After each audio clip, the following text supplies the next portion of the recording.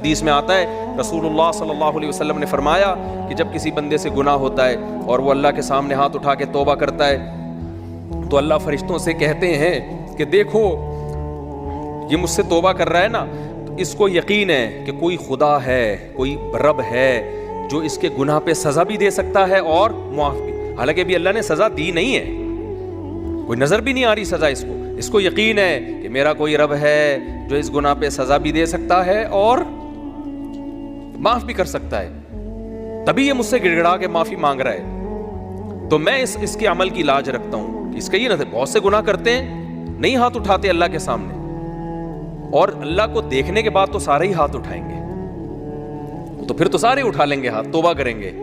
اللہ کہہ رہے ہیں دیکھا نہیں ہے اس نے، میری آیات پر ایمان لایا ہے، میری نشانیاں دیکھ کر، میرے پیغمبروں کی دعوت پر لبیک کہا ہے، تو اس عمل کی لاج رکھ کے میں اس کی توبہ کو قبول کروں گا۔ حدیث میں آتا ہے پھر وہ دوبارہ گناہ کرتا ہے، پھر دوبارہ اللہ کے سامنے آ کے معافی مانگتا ہے، اللہ کہتا ہے دوبارہ گناہ ہو گیا، پھر معافی مانگنا اس کی علامت ہے، اس کو یقین ہے کہ میرا کوئی رب ہے جو گناہوں پہ سزا بھی دے سکتا ہے اور جزا بھی دے سکتا ہے، معاف بھی کر سکتا ہے، تو پھر یہ معافی مانگ رہا ہے۔ نبی صلی اللہ علیہ وسلم کی حدیث کا مفہوم ہے 70 دفعہ بھی کوئی گناہ کر کے 70 دفعہ توبہ کرے گا تو اللہ اس کے اس جذبے کی لاج رکھ کر اس کے گناہ کو معاف کرے گا۔ اس کا مطلب یہ نہیں کہ آپ 70 دفعہ گناہ کریں، مقصد ایک سمجھانا ہے کہ توبہ میں تاخیر نہ کریں۔ تو اللہ معاف کیوں کر رہا ہے؟